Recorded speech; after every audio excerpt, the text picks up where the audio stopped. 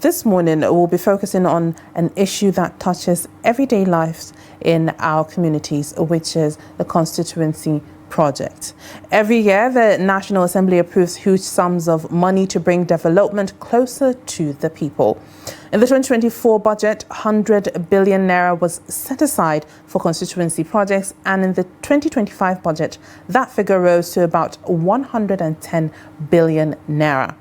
Now, these funds are meant for basic but life-changing amenities, like a borehole that saves women and children from trekking long distances in search of water, a primary health care center that can make the difference between life and death in rural communities, classrooms that give children a chance at a better future, or even a rural road that connects farmers to the market. But the big question remains, are these projects truly reaching the people they are meant to serve? While some communities point to new facilities and services, others insist they have not seen any sign of constituency projects despite the budgetary allocations. There are also complaints about poor execution, duplication, or abandoned projects that leave people feeling neglected. So this morning, we want to hear directly from you. In your area, have constituency projects been carried out? What impact have they had on your community? Or are they just promises on paper with nothing to show on ground? Now, the phone lines are open, so join the conversation. We'd like to hear from you. Call us in on the numbers displayed on your screen or send a WhatsApp message. We'd like to hear from you. Are they really being executed in your area, these constituency projects? Make sure you call us in. Your voice does matter. But Maimuna, when it comes to constituency projects, it's always something that lags behind. And it takes a while, even if it's going to get or be executed, it takes longer than what it's meant to be at the end of the day. I mean, the idea for this constituency budget is so that, lawmakers can bring development to their communities. At least every Nigerian should be able to feel the impact of the national budget. Absolutely. And, while you were going through the introduction, you rightly stated that, some of these projects have been abandoned. Some are not even, being done in a standard way. But then I keep asking the question, what is our leader's priority? Before you get your answer, let's take our first caller. Hello, good morning, Shatima. Thank you for joining us. Good morning, Hauwa. Good morning, Maimuna. Good morning, Nigeria. Good morning, Trust TV. This is Shatima Yakudima calling from Maiduguri. Good morning, Shatima. Thank you for joining in. So go ahead with your thoughts. Thank you so much. About the constituency project. Honestly speaking, even if we see they are of negligible number, they are not much. Let us state ourselves the truth. Even though some senators and House of Reps, they are executing, but it's not up to the allocation amount that they are receiving. And this borehole that they are digging is substandard borehole. It's not that borehole to talk about. It's a borehole that they will spend a little money if at all they do it. Really, honestly speaking, we need a borehole, standard borehole, which we can get a healthy water. Today, you can surprise if you go to rural area, you will find a family man going out searching for a water. Any hours of the morning till down. He will not come back until when it was 5 or 6. And yet, maybe, if he's lucky enough to have one bucket of water here in Nigeria, it's a very sad. And we learned that this constituency project was not in the Constitution. Provided it was not in the Constitution, why are we still allocating money out of it? We have to stop it. That's the truth, because the money that has been injected into that project is not touching the people's life. So it has become a waste. It is going to politicians' pockets and their disciples. So we just have to do something about it. We have to tell ourselves the truth. Now, if you go to the rural areas, you see our health center There's nothing to tell about. The road, the road that link village to village up to the town, it was nothing to talk about. There is some towns, you cannot even access the towns when it was a rainy season. You see, and our farmers, they will farm. They don't have road network to take their product to the market. So all these constituency projects, I think they are doing it for themselves. But it's not touching the life of the people. So all these allocations that we are seeing on paper, and they are talking about our constituency project, it is not reaching the community. It's not reaching the constituency. That's the sincere fact. So something needs to be done urgently so that to correct this. This is another way of corruption, and everyone is seeing. Nobody is challenging. So I think we have to adjust. We have to do something about it, because people are just looting our money in the name of constituency project. So there is nothing to show about. Even some lawmakers, even to see them, it has become a problem. But when they are looking for your vote, they are very much available. But whenever they get that office, to see them is a big case. So we have to shine our eyes to know whom are we going to vote next. Thank you so much and have a nice day. All right, thank you very much, Chatima, for your contributions. I believe there's one thing to understand and to be made clear is, as someone that is representing a constituency, you are there on behalf of the people. That is for one. And secondly, when you come to execute projects, that is, if you do execute those projects, when you come to execute projects, make sure that you execute projects that are time forward, not doing archaic projects that have been there years and years and years, and you're still repeating those that are not really, better utilization of those funds that you do get. And when you do that, that is how you bring development to those constituencies. That is how you grow them as well. Even if you want to do a duplicate of a project in your community, it should be a project that has been abandoned by past administration. Continuity. It's very important. But then we see that, most of these projects are not even, being completed at the end of the day. Absolutely. I think we have another caller on the line. Yes, we do. Hello, good morning, and thank you for joining us. What is your name and where are you calling from? Thank you. This is Mr. Paul. I'm calling from Akodi. Good morning, Mr. Paul. Good morning. Good morning, Maimuna. How are you doing there? Oh, very well, We're doing well, thank you. All right, go ahead with your thoughts. The topic that you brought for this morning is another good topic for the day. Honestly, in Nigeria, we don't like truth. We love deceit so much. The issue of constituency project, I don't think, as we see it on paper and on the news, they are really executed on the ground like that. Yes. Even when they executed some of those projects, they are not standard projects. Like about 3 days ago, I went to the market to price zinc that I want to roof a house with.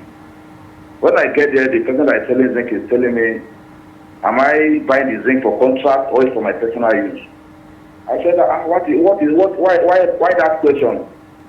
They began to show me some zinc, this long span zinc of 45,000 naira, then the good one, 65,000 naira. If you feel those things I'm telling you, you will see their difference. Even though you are not a carpenter, you will know their difference. The one they are calling 45,000 naira, a paper stapler can pass cane through it, and that is the type of people are using for those concerns projects that you are talking about. That when a little wind comes, it will not blow everything off, and the wood will be standing on the roof. When you go to the wood side too, they will go to the timber shed where they sell wood, this roofing wood, and buy white wood that termites will heat up within 6-7 months. And they are calling it constituency project. Why these people are not faithful to us is because our constitutions are there really, but I don't think we are executing them. Because The people that have been hitting this constituency money for more than 15, 20 years ago, what happens to them? Nothing. If you are writing an exam, they will tell you if you cheat and you are caught, this is what will happen to you. In this their own case, what is happening to them when they fail to execute the project or when the project is substandard? They are just there for themselves and their family, not caring what the poor masses that vote them in are suffering. There is no good road. If you go to some of these village schools, you see students sitting on the block instead of here. Some of those structures have no zinc on them. And the idea is they are representing us. They are not representing us, they are just there to recover the money they spent for the election so that they can better themselves and their family life. That is why they are going there. They have no massive interest at heart. If only during the election they will come to you, persuade you, give you 1,000 naira, go and vote for them. After that, you don't see them again till the next 4 years when they will come and renew their vote. It's only God that will help us in Nigeria. Honestly, we are into serious trouble. Because if they can even cancel that project and let them find a way of channeling that money directly to a good project for all these communities, digging of borrow and the rest, I think it will serve us better. Thank you for this morning. That's my take for now. God bless you. Thank you, Mr. Paul, for calling in. Another problem that we have when it comes to most of this projects is accountability. I say so because these informations are not being the citizens don't have access to these informations. For example, the people in a certain community is supposed to know how much is being budgeted for that community, just so in case they don't have the basic amenities that they're supposed to have based on what was budgeted for. Now, we don't hold our leaders accountable. We have established, institutions that are supposed to, do these jobs. And what are they supposed to do? They're supposed to, monitor any project that is going on in the communities. But, most of these established institutions don't even, put forward what to do. We have another caller on the line. Hello, good morning. Thank you for calling in. What's your name and where are you calling from? Good morning. I'm from Kiyawa, calling from Magudu. Good morning. My name is Comrade Shaibu. Thank you, Good Comrade. morning, Mr. Shaibu. Go ahead. How are you doing there? We're very doing well, fine. thank Could you you. please turn down the volume of your television set so we can hear you well?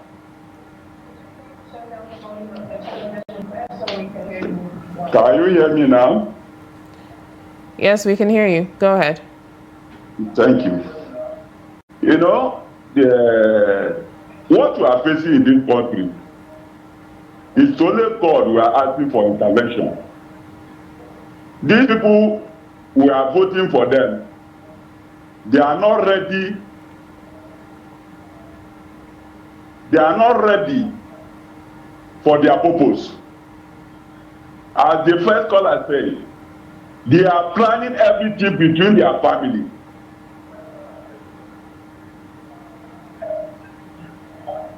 Not for the people that are voting for them. Why? Because party and government and judiciary, they don't even allow us to vote who we want.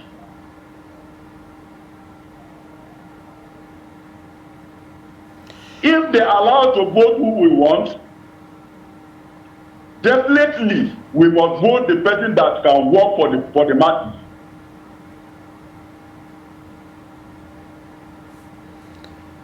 So for that,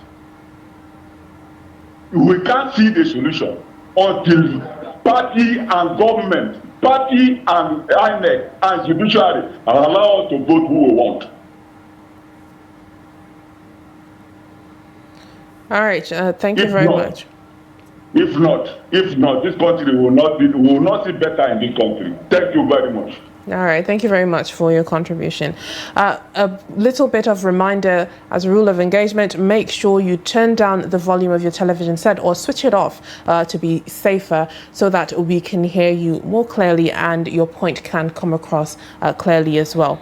So when it comes to having that accountability that you mentioned, as well as transparency for people to understand and know what they're supposed to receive from those representing them at the federal level, it is quite alarming to understand that a lot is being neglected. These people are there waiting for these projects to be executed because that is the reason that you're there. But then at the end of the day, the 4 years will go through and nothing happens in that constituency. Most of the time, that is what happens.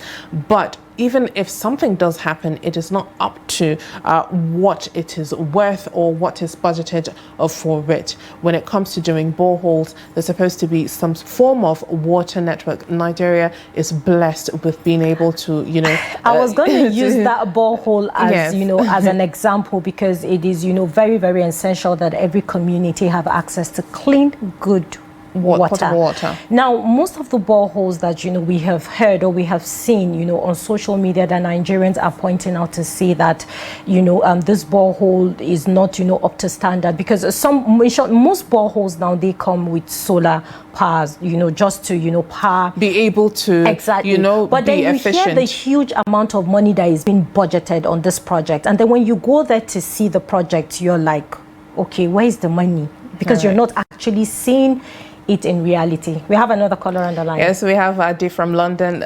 Good morning, Ade. Thank you for joining us.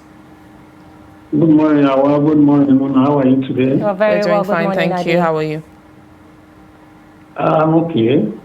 All right. The way the system works in Nigeria is totally wrong about this constituency project.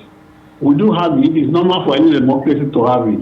They have it here, but what they do here is that the member of parliament will stand up in the parliament and say that in his area, they need so thing here, and they urge the prime minister to work on it and bring it to their people because they need it.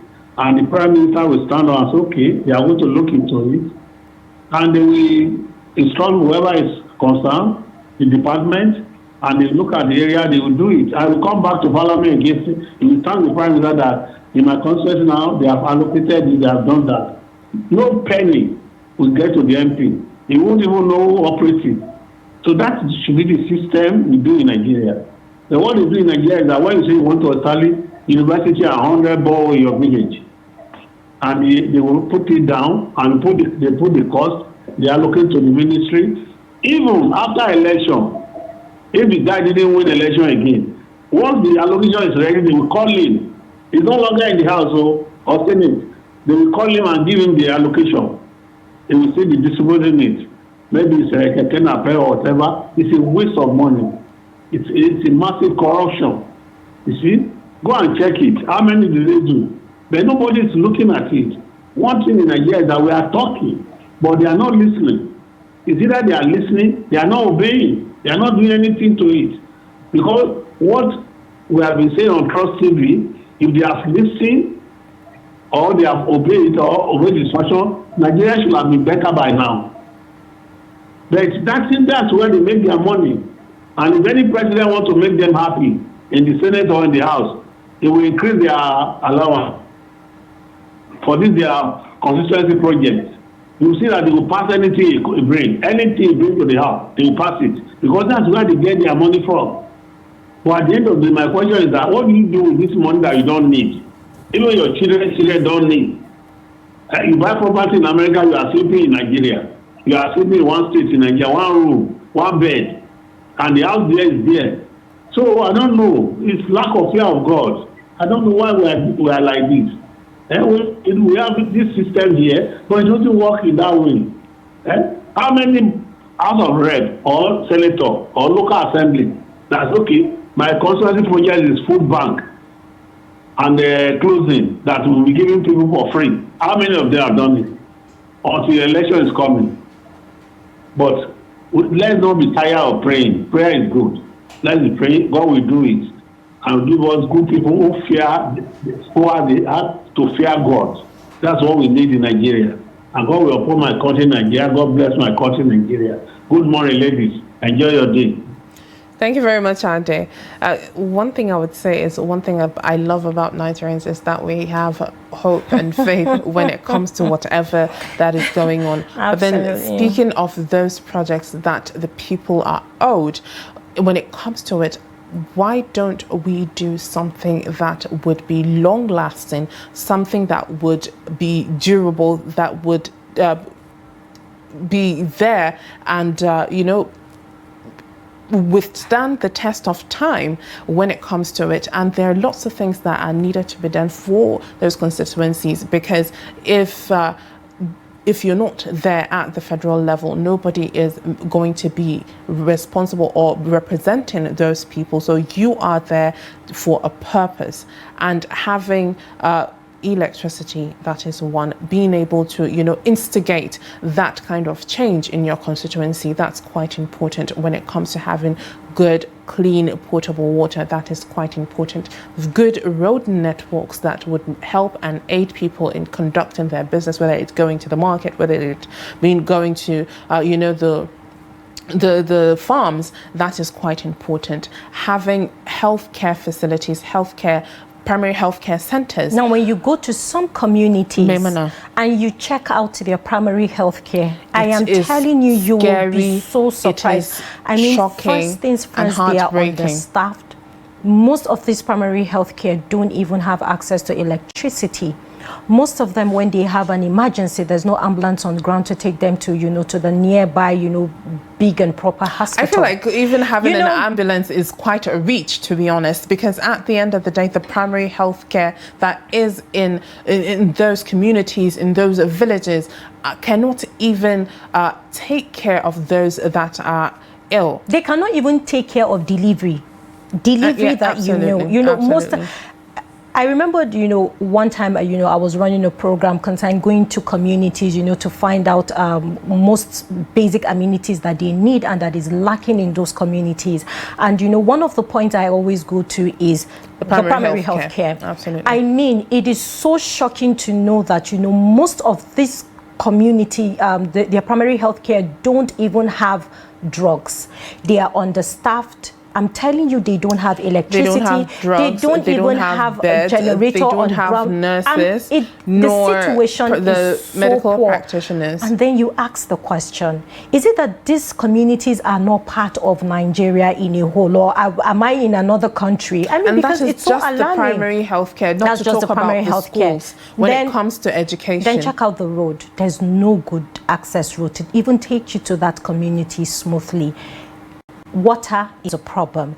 And, some communities already have, this borehole on ground. And after the project is being done, just give that borehole 2 to 3 months. It stops working. It does. And then when you hear, the amount of money that is being put into that project, it is so devastating, honestly. And I really don't know how we can, try to help this situation in Nigeria, because it is going bad every single day. To say that in this present age and time, there are communities that don't have access to even clean water. There are a lot of unanswered questions. And talking about clean water, I remember there's a report that was ran or done when it came to a community, a local government in Kano. When the community was visited, for them to be able to go and access clean water for them to be able to consume, they had to travel a day and a half by bike and then by foot. That is how they do get access to water that is consumable. So imagine those kind of things when they have already been budgeted for. So where does the money go? That is where, as you said earlier, accountability and transparency comes in. And then who's supposed to hold them accountable and make sure there's transparency when it comes to, doing their jobs and doing their duties? And then you see the schools in these communities, most of the students, they sit on the floor because they don't have, no desks, no chair to sit. And then the roof is dilapidated. The structure is, you wonder, okay, how can it be? there's no way that, you live in an environment that is not conducive for you and you're being expected to learn. It is not possible. Because during the raining season, this, children are in the classroom and it's raining. There's this community I went to. I mean, the space of the classroom, they had to move these children one-sided because the other side, the roof is out already. And it just shows how, how our leaders don't really, put the people's first. Because, come on, why are you there in the first place? Go to the grassroots, go to the community. Speaking of schools, as you said, most of the parents in the local communities, they say they won't send their children to school. Why? Because when they go to school, there are no teachers to attend to their children for them to even learn. Do you know that most teachers even walk? Sending them is just a waste of time. They would rather them go or accompany them to the farm or accompany them to the market or send them on chores or send them out to hawk as well. Do you know that some teachers, I won't say most teachers, some teachers, find their way each time they are being, deployed to these communities, they always walk their way back. Why? Because they tell you that to even get access, access road to take you to that community is a problem. One, because of course, yes, if there's no access road, how sure are you that this person is safe at the end of the day? Two, they tell you that the structures in those schools are nothing to write home about. Basic amenities. So it's really stressful for them to carry out their duties as teachers. And talking about water, electricity, education, healthcare, they are the most basic and important thing in a community. We have a caller on the line. Hello, good morning. Thank you for calling in. What's your name and where are you calling from? Good morning, Maimuna. Once again, the Shetima Kudima back again. Good morning, Shetima. Good morning. Thank you for calling back again. Go ahead. Thank you. Honestly speaking, Hauwa, if you continue discussing this thing, it will push somebody into a high blood pressure. But honestly speaking, we have a way out. We have a way out, I think. You family, you are doing your best in educating Nigerians to know so many things. It's like you are removing a blanket for everybody to see it clearly what is going on, and you are trying. While we are calling for another other media houses and to just emulate, to copy from you for the good things that you are doing to educate Nigerians. And also we are calling for National Orientation Agency to come in educating Nigerians on what to do, especially in this issue of betrayal of politicians. Honestly speaking, we have to adopt, the system of calling back whoever we voted. If he's not doing what we are telling him to do, let him be called back. So I think that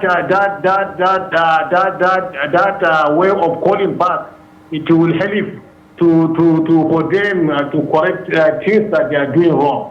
And secondly, I am calling for Nigerians, please, we have to adopt a strategy whereby anybody who is contesting for any position under political party, under politics, we have to call him and pat him down and tell him what our constituency requires. And we give him a time frame. We will give you our vote. But if you go there, that's what we want, that is what we want. Within some period of time, if you do not execute this thing, we will call you back. I think by doing that, things will be good. So I think, and also I'm calling and appealing to our people to do away with money politics. Please and please, we have seen enough, we have experienced enough, and we feel enough. So that money politics have to be put aside. Don't bother about a mudu of rice, maggi, and the salt that they will give you. All right, thank you very much, Shetima, for your contribution. As always, we'll be looking at a couple of WhatsApp messages before we go on a break. All right, the first one we have is from Comrade Nansat Just says, good morning, Trust TV. Thank you for always creating this opportunity for political engagements. Honestly, our elected representatives have not been fair to us in terms of the so-called constituency projects. In my constituency in Pangshin South, Plateau State, we have a very daring problem of water scarcity. Till today, people still trek kilometers to the river to fetch water, and which they share with animals in my village. There are 2 motorized boreholes dug during the tenure of President Goodluck Ebele Jonathan, but developed technical problems at abandoned instead of rehabilitation. In fact, one of the manual boreholes dug in 2022 right under the motorized boreholes, instead of putting these motorized boreholes back to work, they embark on manual boreholes to deceive the people that they have work for them. It is quite unfortunate. All right, thank you very much, Nansat from Jos. All right, we have another WhatsApp message. All right, then let's take this message from Alex in Onitsha. And he says, there is nothing like constituency project here in Onitsha. They only use the money for next campaign. All right, we have another one from Tehile from Makudi. He says, as far as I am concerned, constituency projects is a fraud, just as it was during petroleum subsidy then. There are communities in my state without good water sources and electricity as we speak. Education has been neglected, no hospital, not even roads. But when it's election time, our political suckers will penetrate to the villages to seek for votes. It is unfortunate. Thank you very much, Tehile.